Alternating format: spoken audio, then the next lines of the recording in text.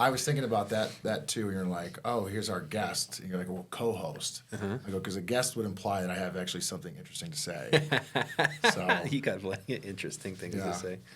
But the jiu-jitsu thing was the biggest one. Again, I might be stealing this from somebody. I'm sure I am. I just can't remember who was saying it. But when you're training, that's the only thing that you can think about. Like, you can't think about anything else. So as far as any outside stressors, it's hard to dwell on that stuff when someone is trying to strangle you, you know?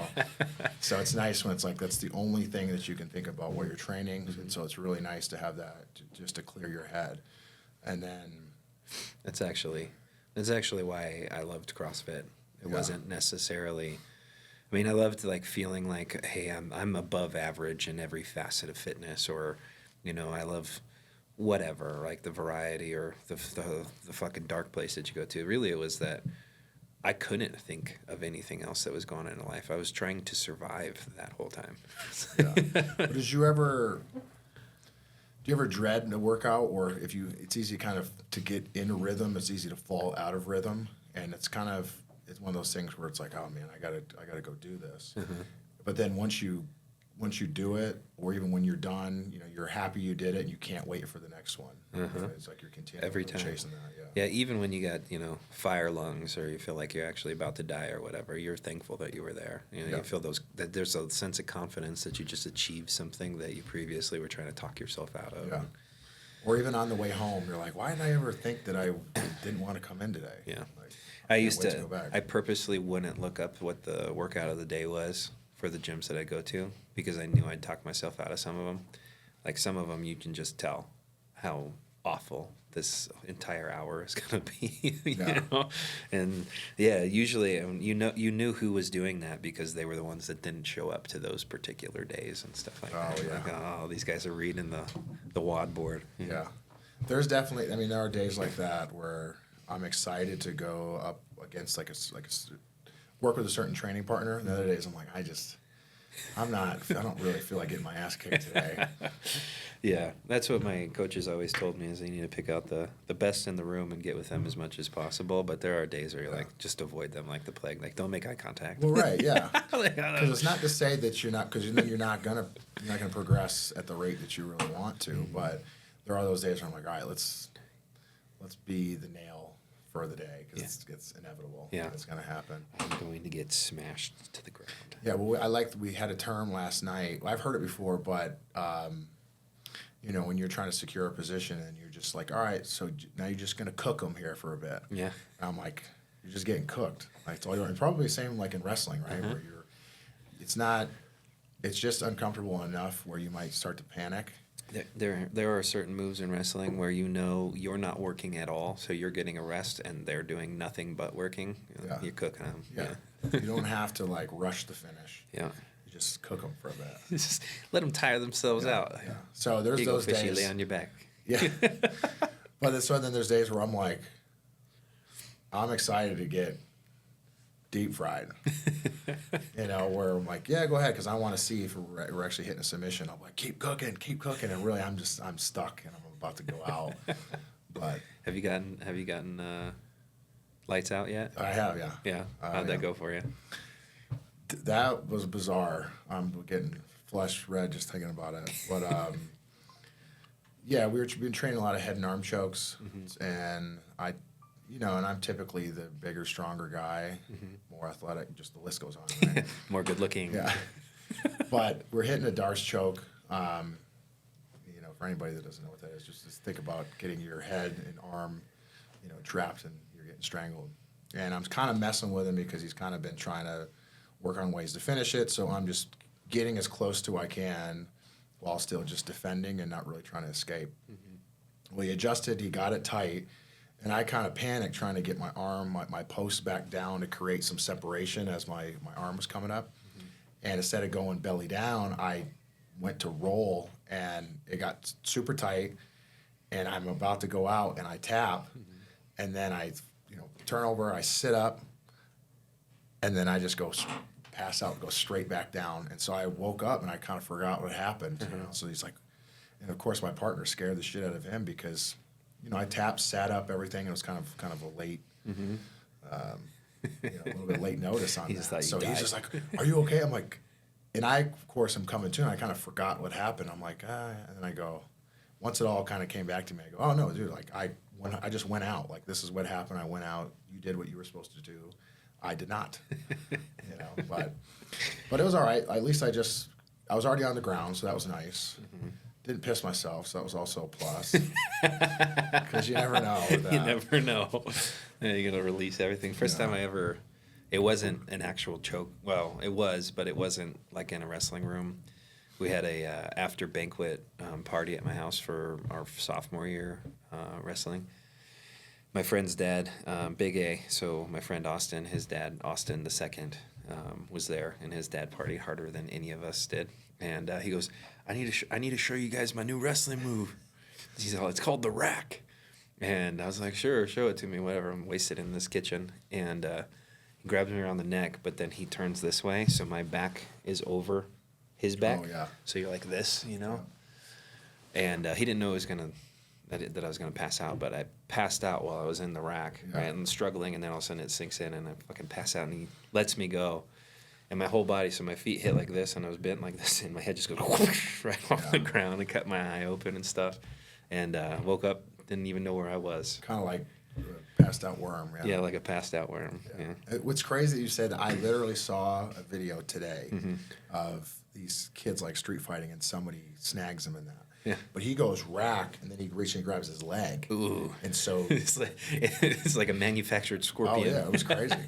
And the kid ended up going out, and it didn't seem like he hit that hard, but oh yeah, he was completely out. But yeah, grabbing the leg for a little extra emphasis on that. Pull on it a little bit, just a little extra comfort. Yeah. Some of those things just reminded me of like the old WWF wrestling moves. Some of that stuff works. Oh yeah, some of it does. Yeah. Yeah, we got a guy that likes to he'll throw people like in the Boston Crab type situation. It Nice. sucks. Yeah. Well, he's got to be pretty good if he can get you in a position like that. Oh, not me. Yeah, not you though. Just the other guys. The other guys, the right, weaker, yeah. shittier ones. Yeah. But I mean, I don't know if like any of that stuff, whether it's just that type of discipline and things like that can, motivate you to take care of other things, or you've done something that's so difficult that everything else kind of doesn't seem as difficult to get through. Yeah, that series that we ran. Well, I don't know if it was a great series because of the partner that I was had on the, but the lessons that wrestling taught us, that was the most important lesson I think that I learned in a wrestling room was, like Dan Gable said, that once you've wrestled, everything else in life is easy, and I truly understand that after having spent time in a wrestling room. Like once you discipline yourself enough to do the shit that nobody wants to do and do it religiously, everything else becomes much easier. Well, I think that's the biggest part, like you said, religiously. It's just consistently doing this type of stuff, because I've done some difficult things, and you would think that you have this epiphany. Like I just got through this, whether it was wrestling tournament, bodybuilding competition, jiu-jitsu competition, maybe amongst other things that were a period of time that put a lot of strain on you physically and mentally, and you have like this clarity. You're like, I'm a different person. I can dominate this. But that's easy to fall out of as well, and you forget. Like I've done all this stuff before. Why can't I do it again? And I go, well, I haven't been consistent with it. So I have little things in my life that I kind of don't like, but I don't do anything about because I've fallen so far out of it that I'm like, I know how much discipline that's going to take not to fix that or to fix that. I'm like, so I guess I just need to stop being a bitch though, I mean, maybe, but, yeah, you do, Christian. Yeah, I mean, it doesn't. I mean, there's still a part of it where you get frustrated. Like, why am I feeling this way? Because that's natural to feel that way. And again, I guess really what I'm leading towards is, if you're in the gym and you're making progress, and then let's say you get sick or you go on a vacation. That's just a vacation's a nice way to say I'm going on like a 4-day bender, but. You go on a vacation, and they would say you go on a bender, then you get sick, and it's even worse, right? So then you've been out from the gym, and then you show up to the gym, and you're not the connection isn't there with the weights. You're just not feeling the same. So if you've overcome that, it's like, okay, I know I can overcome this, but it doesn't mean you're not going to feel that way every single time. Yeah, getting back into it is the entry point is the hardest part of all of it. Yeah. You feel like you're out of your own body. You're in it, but you're not in it, and everything. Nothing clicks. Nothing jives. Nothing, you don't feel strong. You don't feel smart. You feel like you're lagging, I guess. Yeah.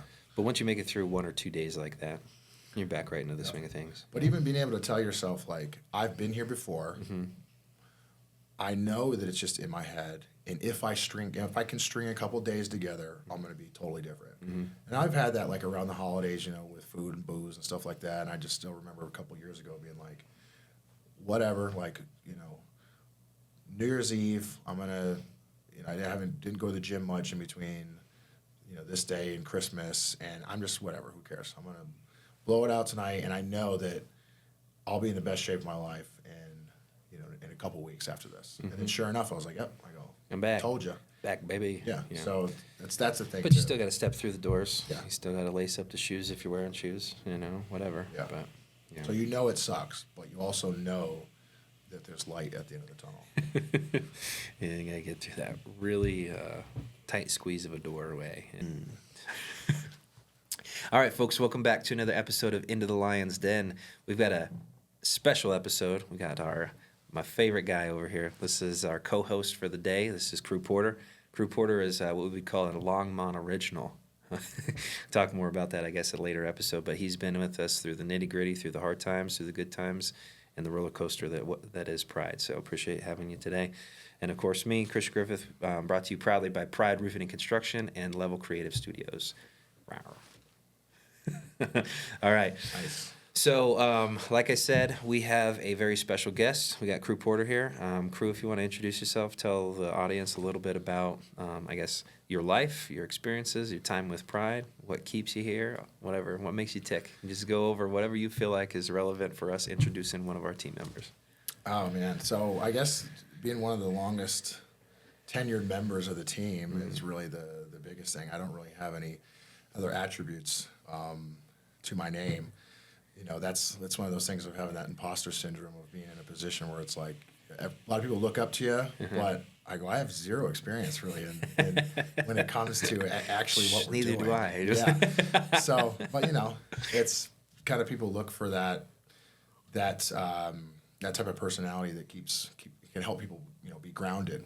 So that's really all I got to kind of put forth to everybody. I mean, obviously, I have the experience when it comes to exactly what we're doing, but any of the credentials that may help or that type of expertise is really not it. But. Well, I'll be your hype man today. I'll be your hype man. So Crew, like I said, he's a Longmont original. When we're talking about Longmont originals, that was when we were back in the old garage days, and we just transitioned into the living room. So when we opened up the Pride Roofing and Construction. At the beginning, like I said on previous episodes, I had a business partner. I no longer have that business partner, but we essentially operated out of our garages. That was loud. I'm like, what is that? That's fucking roof's falling in. We operated out of garages. If we were working down south, we operated his garage. We were working up north, we're out of mine. But then we transitioned into bringing more team members in, amplifying our effect on the community and our ability to earn work. And so Crew was one of the very first on the team. I think you were third or fourth person that ever walked in that wasn't me or Chris, something like that. I might have been number 5, to be honest with you. If we have to list some of the names that maybe we don't want to hear, but ones off the top of my head that were there, like 5 or 6. And even I'm still counting some of those guys that might have only lasted for a week or two or even more time. Because remember, we had a guy also that managed a Subway. Oh, yeah. At the same time. I liked him a Dude, lot. he was great. I really liked him. He was awesome. He just kind of sort of fell off the map when he realized it was a longer sales process than what he was used to. But what is his name? Mateo? No, something like that. Oh, boy. But anyways, we transitioned to the living room days where we used to have, our company meetings on Monday morning on a couch in a living room in my ex-business partner's rented house. Transitioned pretty far from that point. Now we got 2 offices and things like that. But it's been riding the roller coaster for a long time. Crew is from upstate New York, right? Is that how you say that? Is it upstate New York? I think it is, yeah. It's upstate New York. And I'd say more western New York. Western New York. He's How big's the population out there? Like where? Yeah, Where I am. was it like 400 people or something? Well, what town are you? I'm like, it's actually a village that's less than 700 people. And it's dropping every time I look at it. So, very, very small area. But Cuca Lakes, right? Cuca Lake, exactly. Yeah. I mean, you can't beat a summer on Cuca Lake. So I need a to good go. time. He's been talking about this for 5 years, so Yeah. I need to come out Yeah. there one of these days. But Yeah. I have to bring my sunscreen with me because I burn in moonlight. So. Yeah. Hey, there you go. Whitest guy on the planet, and you give me moonbeams, and I will still. It's reflecting off of the moon. Yeah. Well, I mean, I feel like I have to explain that when I say it to people. They're like, "What?" But yeah, not either a way, day walker. super duper white. But anyways, yeah, Cuca Lake. This guy was a college basketball player, turned into a monster, an absolute phenom in the gym and fitness world. So he did bodybuilding competitions for how long? I did a few. I did 3. 3 of them, which is Over the actually course of like 10 years. yeah, that's actually a lot. When you talk to bodybuilders, that's a very rigorous and difficult task to keep yourself looking like he has for 20 years now. So he's like the Greek god. Everybody wants to be like him. Yeah. I worked hard with Lachlan really wanted him to do this interview with his shirt off, and we were going to sexualize him a little bit. But we're not going to make him do that, though. So, but anyways, Crew is he's been with us through the thick and thin, and now he is the director of operations. So, one of the coolest parts about working side by side with Crew has been his attention to detail. I think I never met anybody who had broke their brain more when something didn't go right, and how much he wanted to invest into making sure that never happened to him or anybody else ever again, which is why you eventually put yourself in a position where you're running basically the operations of the entire organization. So you're not an imposter, Crew. You're really good at your job. So. I appreciate that. Yeah, I mean, it's just been a lot of practice and trial and error, learning on the job. I guess that's what I meant by not really bringing any real skills to the table as far as having that background, because I think that when we started, most of us came from the fitness industry, so it was really one of those things where we had good communication skills, and we're easy to hold a conversation and stuff like that. But then, obviously, on the job, that was the thing. wasn't the top of the leaderboard on sales. I was decent, average, really. But as far as being customer obsessed and wanting to make sure all my projects were handled very particularly and carefully.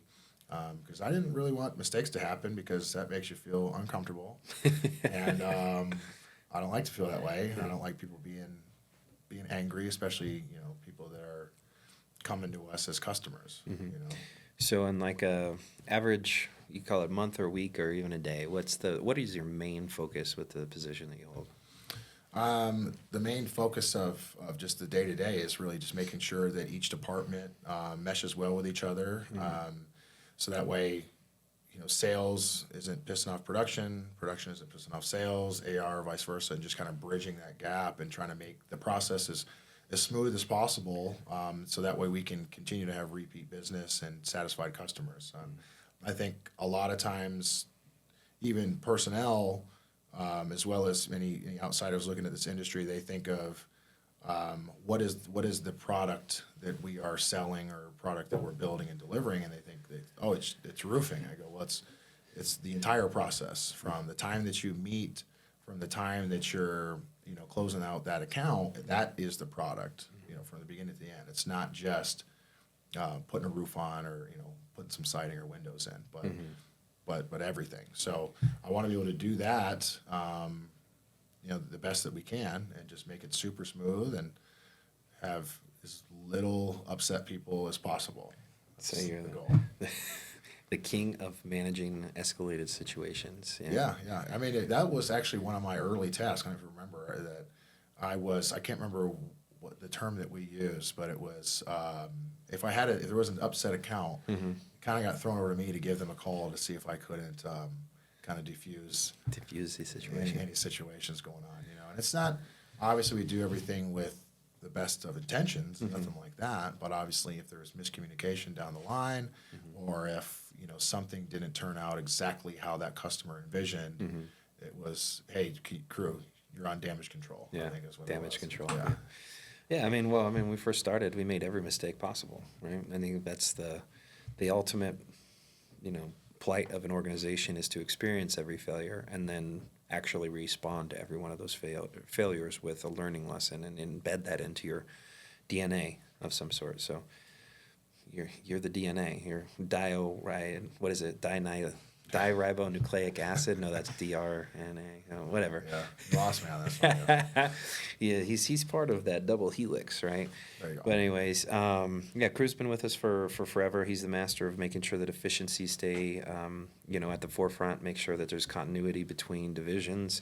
Making sure, we exercise or cut out any of the things that are either wasted efforts, wasted time, or the wrong people. Putting in.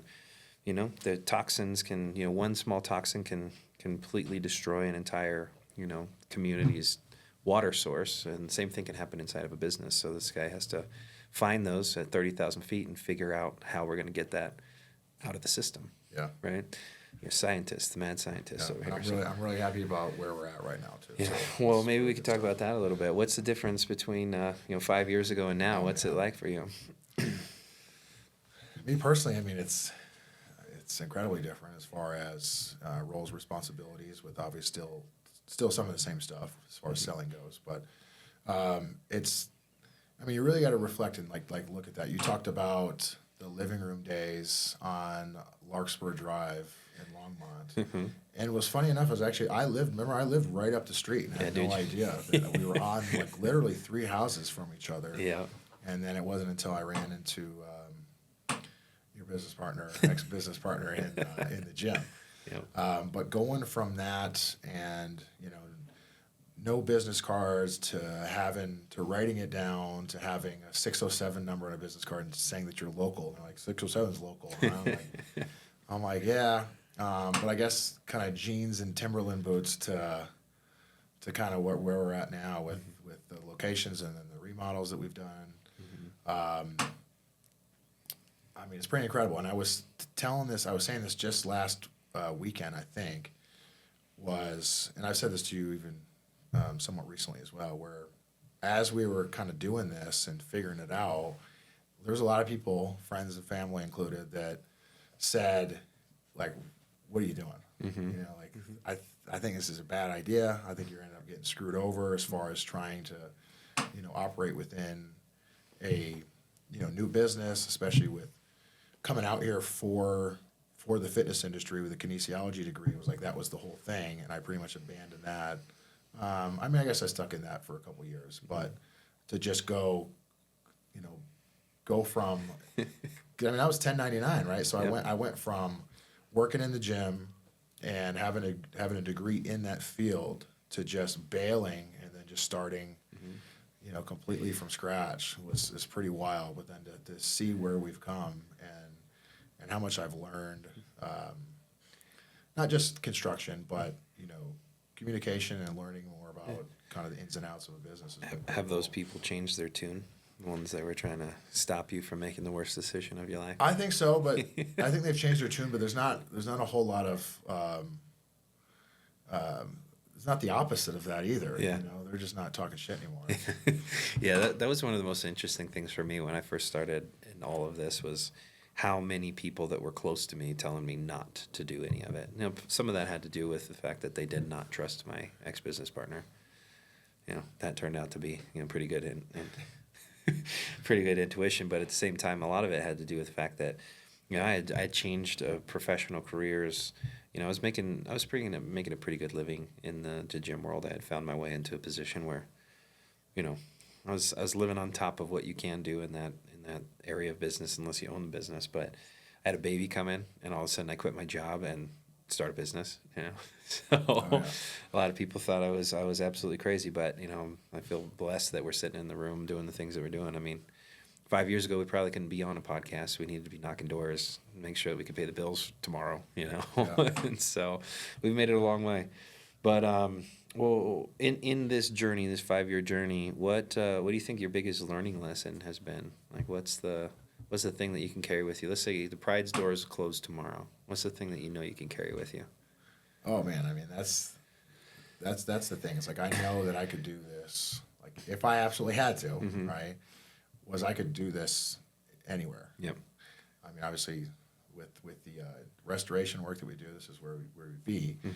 But as far as understanding the sales process of of insurance restoration, I could do this with anybody. You can go sell yourself into a pretty dynamite spot just about anywhere. Right. Yeah, you've accumulated a lot lot of skills that make you Yeah. incredibly hireable.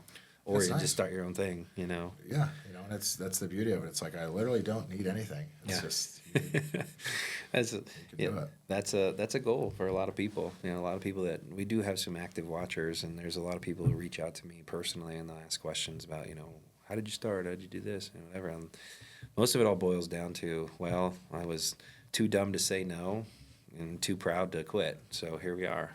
You know? So Well, that just reminds me, like when we had an interview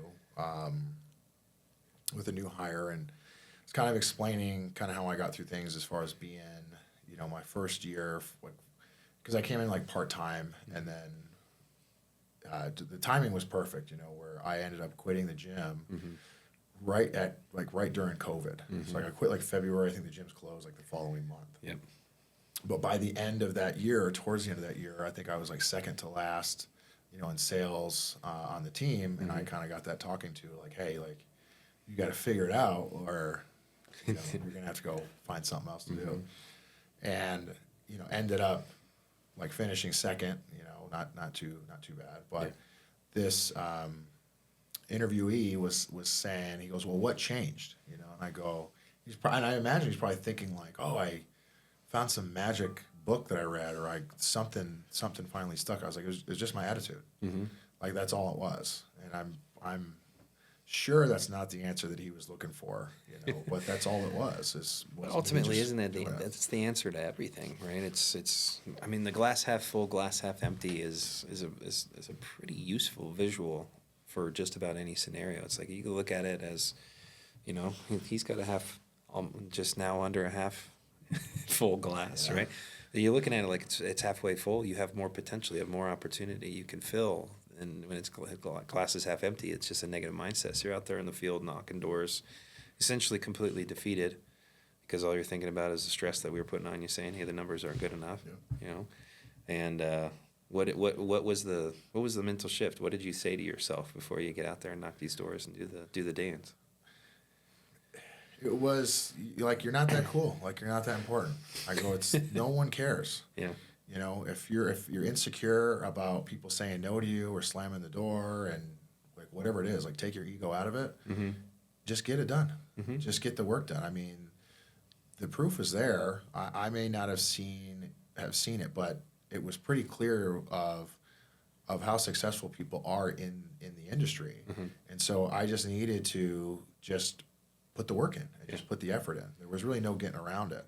You know, I don't know if it's cliche as that might sound. I go, that's really what it was. It makes total sense Nothing to I me. needed to do else. Well, everything in life is about how many repetitions you put in, right? We were just talking about this. So this is a good segue to get into the other stuff that we're talking about. But it's, you know, not every repetition is fun. In fact, most of them aren't fun. But everything in life worth doing is generally going to come with some baggage of this isn't fun, or this is hard, or this burns, or this is whatever, right? But if you want to grow in any form of life, you have to introduce friction. Yeah. Right. I got a good one for this. So back to like the fitness stuff, where it seems like if this just isn't working, right? If you're building a certain muscle group, so a lot of men are like struggle to build calf muscles, right? I am one of them. So, but here's the thing: it's weird. Like you think you're doing these reps and you're not seeing the results, right? But as soon as you do, you continue, just stick with it. Right, and there may be things where you're adjusting training programs, you're adjusting your door pitch, all those things. But once you start to see some progress, right? So once you're like, okay, now something's going on here, and then once you do that exercise again, you can feel that, and I'll stick with the training thing. You can feel that mind muscle connection. So I'm actually feeling like, okay, now I know this is really working. You know, or if you're feeling sore and I go, I know this is actually working. So a lot of times you're doing an exercise, I'm like, I don't really think this is doing anything for me. You haven't put enough time and reps in, and you know, and basically put all the other pieces together when it comes to recovery and nutrition. And it's like, okay, insert whatever thing that fills in for sales as well. But once you start seeing some results after you're doing those reps, now you can actually feel what's taking place and where the progression is being made. the body or the mind to muscle connection is kind of like an affirmation. Right? It's kind of like a perpetual thought in your head. It's like I'm actually doing something. I can feel that these two things are connected, and if I continue to do them, they're going to become not only connected but stronger. And it becomes much more obvious that these reps are benefiting you, right? So it's like if I go out there and knock hundreds of doors, which has happened as far as in getting absolutely nothing, and you think that this isn't doing anything, and then once you start getting some yeses and you're actually feel like you're accomplishing something, you can sense that more as you go. That this is actually worth something. You're not just out there. Well, getting the nose and having those days with hundreds and hundreds of doors slammed, no's, nobody answering, not interested, whatever. They draw out two things from you, which one is appreciation for the next yes, right? So the appreciation is like, look, somebody said yes to me. I'm going to give them VIP service. I'm going to do everything I can to maintain and foster and manage this relationship. And then you build and they can feel that from you, the appreciation you have for the fact that they open the door to you.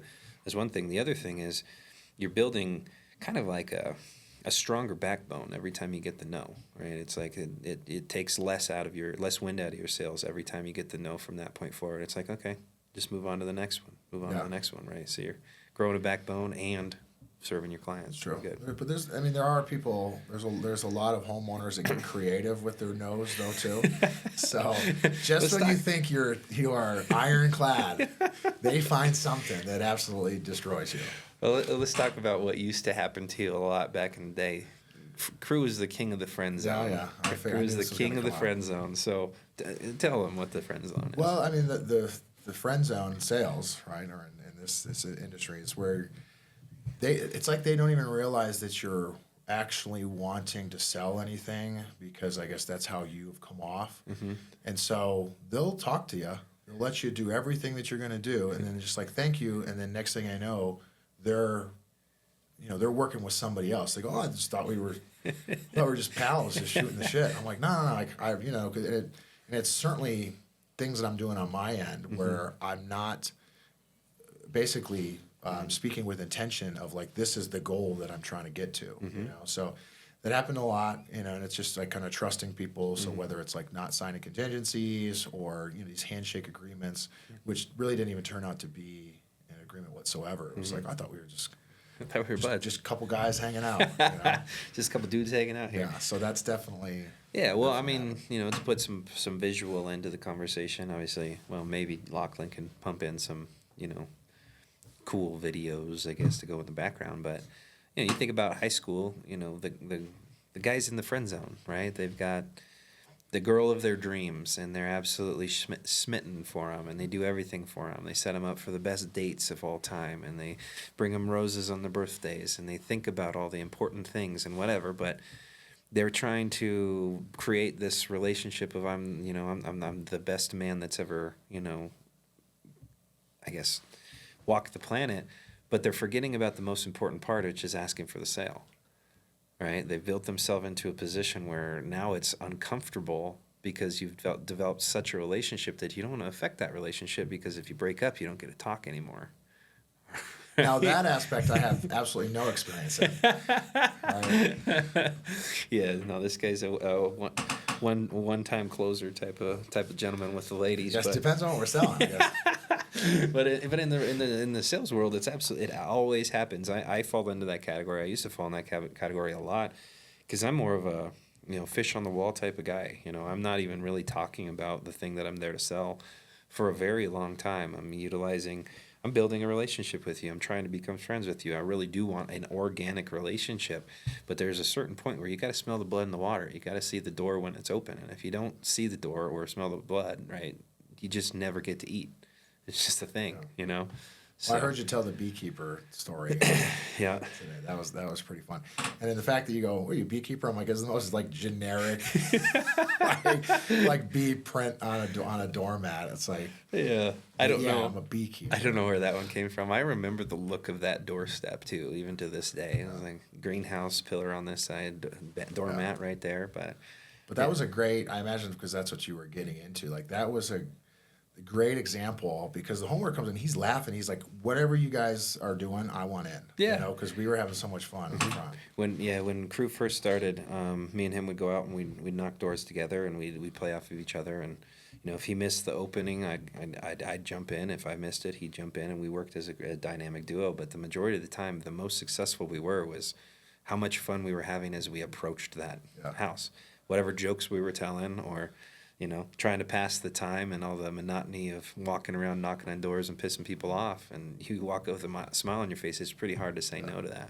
Well, we'd be laughing on the front porch. Somebody opened the door, like, "Can I help you?" We're like, "Yeah, just a minute." Give us a second. I need to finish. The punchline's right here. Give me a second. But no, those were really fond memories. I really love the time that we had out there. But well, not to dive too hard into the sales side of the conversation. What I wanted to talk about, this gentleman has. He's done incredible amount of stuff in the athletic world or in the anatomy and physiology world, but you have transitioned into you're kind of a lethal assassin at this point. He's a jiu-jitsu fan. Oh.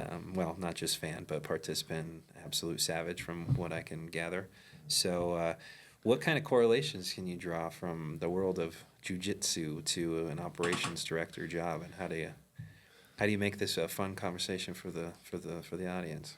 Well, jiu-jitsu practitioner. I'm not a competitor, so still thinking about that aspect, which I think would probably have some pretty good stories or ways that I could talk about that as well. But the jiu-jitsu stuff has just been away from me, kind of transitioning from bodybuilding, and like I got to do something. Mm-hmm. I go, but I don't really want to keep bodybuilding. Not to get like down a sad road. I had a couple friends of mine that kind of passed away suddenly. One was a fitness guy, one, not so much, but either way, passed away too young. Yeah.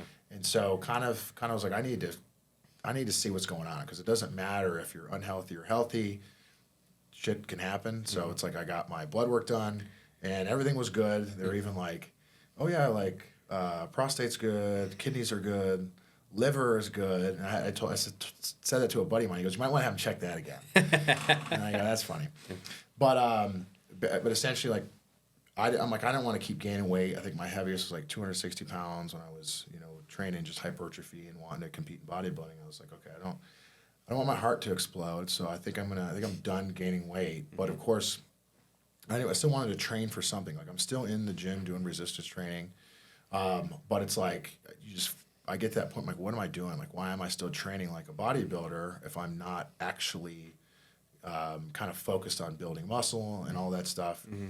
So it was a nice transition to be able to do something that was still really active and then still competitive. Like, even if I don't compete, it's like I'm still competing in the gym, because we're, constantly grappling with each other, with everybody on the team. Is that natural? Is it just instinctual, or is that something you built into your life, needing to have something to train for, needing to have some form of competition? I really don't know. I mean, a lot of people, at least they have one hobby. It's like a lot of people go to the gym, like they go to work, go to the gym. Mm-hmm. I guess that maybe I fell out of thinking that going to the gym was a hobby, and it was just like something that was like, it's just work. Mm-hmm. It's just like brushing your teeth or wiping your ass. It's just something you do. Yeah. So I was like, that's just the gym. So I needed something else. Yeah. But I'm sure it has to do with that discipline that I've just kind of ingrained over the years. Mm-hmm. But also kind of chasing that high after you're exhausted and things like that, and the endorphins that rush in after kind of some high intensity type workout. Mm-hmm. And then obviously learning the skills along with it is great. Mm-hmm. But you tend to find that, not that I was, at least I don't know, maybe other people have a different opinion, not that I was a bully or anything growing up. It was actually the opposite, but definitely had a chip on my shoulder with that type of thing. But it's funny, it's like I was saying, like, not a bully is never really a fighter, but it's interesting, the more that you train, the easier it is to not get involved in fights. Mm-hmm. I feel like I'd always hear people like, oh, every time I go out, like, something happens. I'm like, that has literally never happened to me. They go, well, look at you. I go, okay, fair enough, but I don't know, if you learn this type of stuff, whether it's with martial arts or even going to the gym, you kind of take away, like, you really lowers your stress levels to where it's like, I don't really give a shit. So I was listening to Jordan Peterson a couple of weeks ago, but he was talking, I think it was, I don't know if it was Sun Tzu or who he was quoting, but they were talking about the importance of being capable of violence, but even more important, the ability to restrain and to moderate how you use it. And that's like the ultimate plight of a man, is to be able to be violent, but only be able to use it, or only use it when it's absolutely necessary, right? You want to be a warrior in a garden than a gardener in a war. Yeah. That was Sun Tzu, no? It's the integration of the shadow. Hmm? That's the conversation. That's what he was talking about. I know exactly the speech, the exact speech. I don't. Yeah, it's about integrating the shadow self, so the other part of you that is the dark side, that you're able to then use it to your advantage. Mm-hmm. So that's that conversation. Yeah. Well, yeah. So anyways, I wish I could spit off of that, but I'm lagging here. My brain's not moving as fast as it should be. But anyways, I don't know where I got my my competitive nature, but there's something about me. It could have been that I grew up in a family of 4, and so you kind of just had to create a way to stick out, and you had to compete for everything. Maybe, I don't know if that's what it was, whether it was my dad, because he was always in our ear about you got to be the best, and he always wanted to be the coach for everything and whatever. But I'm not really sure where it spun off for me, but there's always been I need to compete in something, and I knew my athletic journey kind of got turned on its head when I started this business, or when we started this business. But it was, I took that competitive nature and I placed it in something completely different than what I had before. Before, my body was the tool. Now my mind is the tool, and I'm trying to build a mechanism using my mind, right? But the competitive nature of me and of my life is that's where it's dedicated now. So I can see myself falling out of the gym all the time, but I don't feel like I'm losing the ground, because I'm still competing in something, if that makes sense. But yeah, it's I wanted to dive into that for a second to find out where it is that why you have the spark that some people just don't have, where it's like, I got to compete, I've got to excel, I've got to grow better in this thing, or otherwise I feel like I'm dying. Oh, I'm sure it's some kind of type of deep-seated mommy or daddy issues that I need to probably seek therapy for. I really don't know. Yeah. But it just becomes habit or becomes discipline. Mm-hmm. I couldn't imagine not doing something like not just like, this is different spin, but it's more of a joke. But I'm like, I'll die with abs. Like that's what's gonna happen. Yeah. But I just couldn't imagine not doing that. But at the same time, I can understand like people that maybe never got into fitness or anything that really, is anything really active. Mm-hmm. They just don't even know. They don't even understand what that feeling is. I mean, I've talked to friends who are like a little down in the dumps if they're depressed or this or that going on. I go, have you thought about like going to the gym or whatever? It's like, nah, that's not it. Mm-hmm. I'm like, oh, okay, all right. Like maybe it's not, but it's something like that. I think is very therapeutic as well. So it's not just competitive, but it's I know that I need to do this stuff. And I used to say this all the time too. A lot of times in the fitness industry, but I've said it to new recruits a lot too. It's where I might be pissed off in traffic on the way to the gym. I'm never pissed off in traffic on the way home, right? Because I've already let it all out. So while it's competitive, but also therapeutic, I'm not. You let your anger and frustration echo in the iron jungle, and then not with the people you're driving next to. Yeah. Yeah. And then maybe that's part of it too. Is the jujitsu thing has kind of reinvigorated that that sense of really wanting to get after it. Because and I don't know if it's one because of the other, but going to the gym, I didn't have that same drive, because it's like I'm getting close to 40. I'm like, I'm not. What am I doing? Like, why am I still training, or at least thinking about training the same way that I was in my 20s? So it's like, I'm not. What am I doing? Yeah. I need to focus my energy, have a mindset shift on something else where I can still really let it all out. Sure. Well, I can just tell that you're incredibly passionate about what you're doing right now. It's got a spark. It makes me want to follow you through the doors and see how long I can last before you choke my ass out. I recommend it. I mean, I wish it didn't take me this long to do. Yeah. I mean, I've been wanting to do this for a long time. I remember talking to he was like a substitute teacher in my school that always was, mainly just sitting in the study hall, and he was just this guy that made sure you didn't talk at all. I don't know. But you were there talking to him. Yeah. I was like, I was one of the kids like you. Typically, if you have a free period, you go do whatever you want. Mm-hmm. Well, not me, and not most of the people in the school. Again, being a small school, it's like sit in this room and shut the fuck up. But I remember he gave me this number to this guy who trained, taught jujitsu, and I remember giving him a call, and then that was kind of it. I kind of just bailed on it, you know. So there's been a couple things like that where either missed opportunities or you chickened out. Mm-hmm. But it's not too late, Not to say that I'm about to like go step in the octagon or anything like that, but. You should. That's another one that I've heard. I think it was like Rogan had said that, where it's like, oh man, I wish I would have done this. Like someone talking to him, like, yeah, if I wish I would have. Well, you didn't. Yeah. Right. So why don't you just do it now? Right. So, well, I could have been 20 years in. Yeah. I'm not. Now I'm almost 2 years in instead. But it's That's all right. Well, I mean, you got to start somewhere. Best time to plant a tree was 10 years ago. Second best time is right now, right? Yeah. So, right, that's the law of investments as well. Yep. And all of us probably should have put together, a high yield interest account and started funneling money in when we were 8 years old, but we weren't really thinking about that. Yeah, Captain Hindsight, you're great. So. But anyways, well, let's talk about that competitive nature and what that does for you in your professional life. What has it done for you working here and just in general? Well, the bare minimum, I don't want to be a loser. Right? So I mean, that's the biggest thing. Whether it's, I don't know. It's like I'm not necessarily like I'm not content not being number one, but I'm certainly not about to be like average. Right. So I want to drive there. I'm not going to drive myself insane if I'm not the best at every single thing. But it's certainly enough to get me to a place where I'm going to continue to work hard.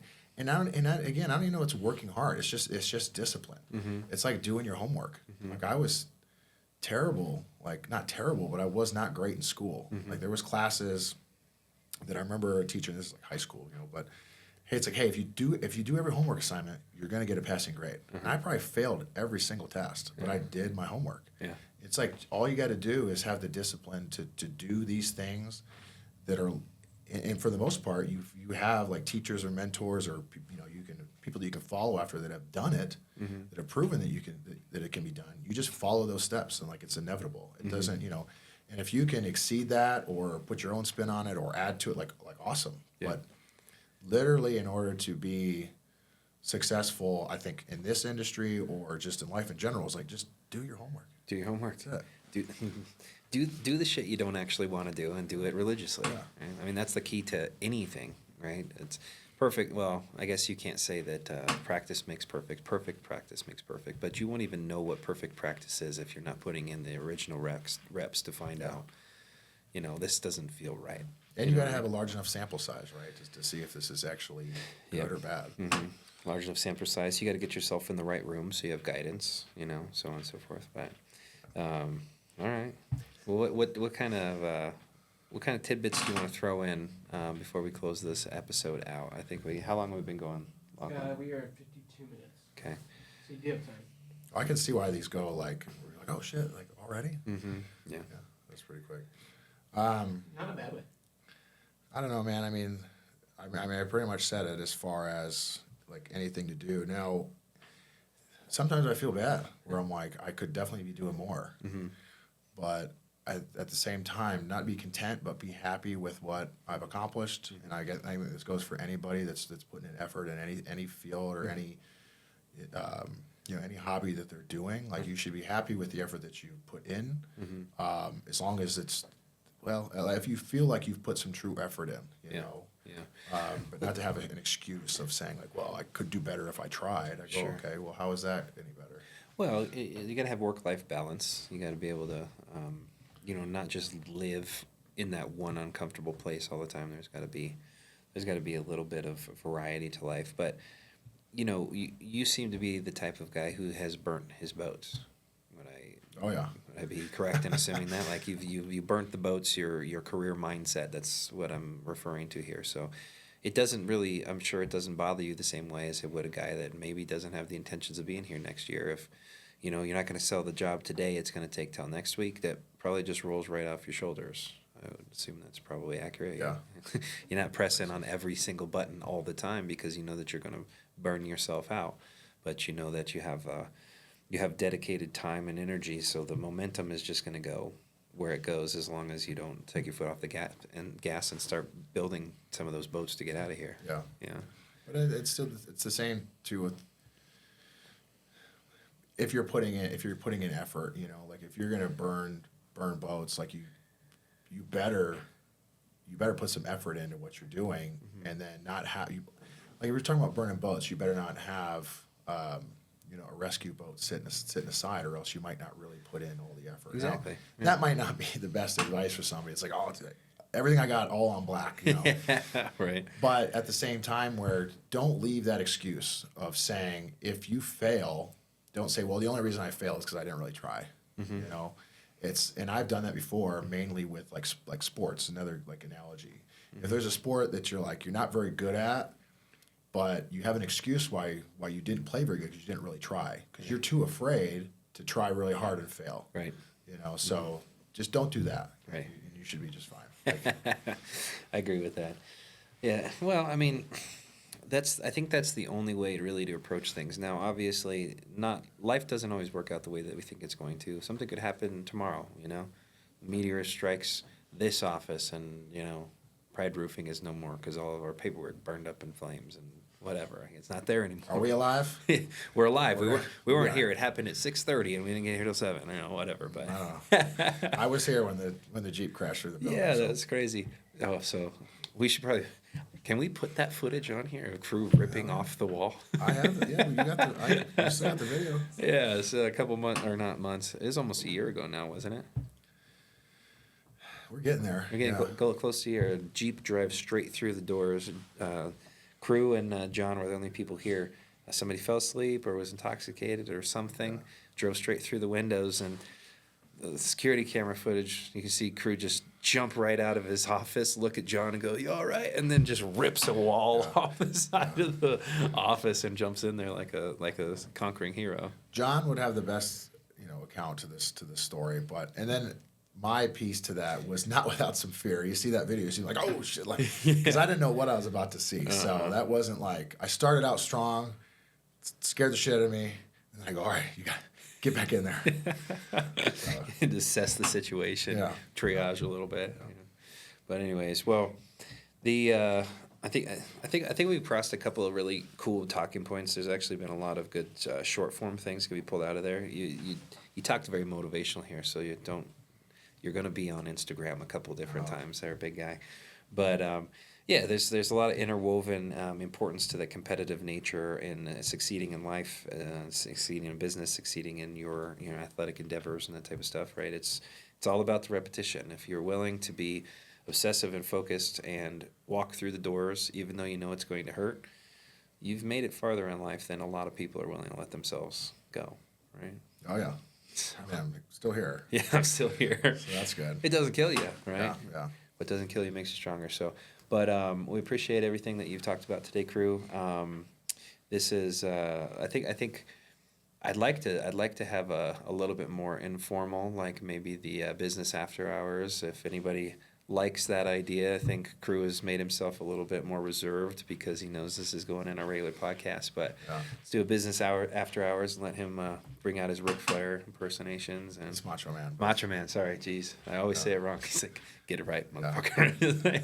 But anyways, I appreciate having you on. I've appreciated working side by side with you. I think you absolutely crush it, and we're blessed to have you on the team. So appreciate you being here.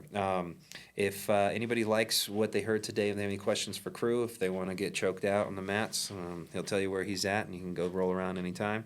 But it's been a great episode. Thank you for tuning in to this episode of Into the Lion's Den. Please like and subscribe, engage in the content, and we'd love to tailor fit the next episode to you.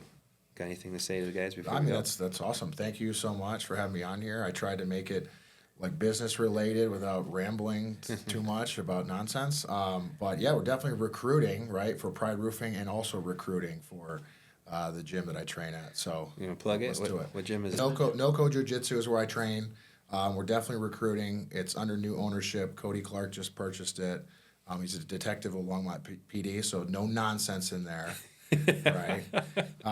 But yeah, really excited to bring some more people down. Hopefully, Christian, we can get you over there. Lachlan, maybe you too. So that'd be great.